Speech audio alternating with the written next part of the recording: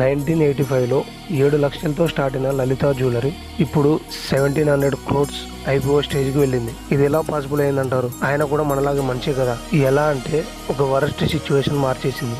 మన ఇంట్లో కూడా కొన్నిసార్లు వరస్ట్ సిచ్యువేషన్ మనం చూసి ఉంటాం. లైక్ నచ్చింది కొనలేము, నచ్చింది తినలేము. ఇవే అని కాదు కానీ ఇంకా వరస్ట్ ఫేస్ ఆఫ్ లైఫ్ కూడా ఉంటుంది. అలాంటి టైంలో, అలాంటి సిచ్యువేషన్లో మనం డబ్బులు సంపాదించాలని గట్టిగా ఫిక్స్ అయి ఉంటాం. కానీ అలాంటి సిచ్యువేషన్ మళ్ళీ కొన్ని రోజులకి నార్మల్ అయిపోతుంది.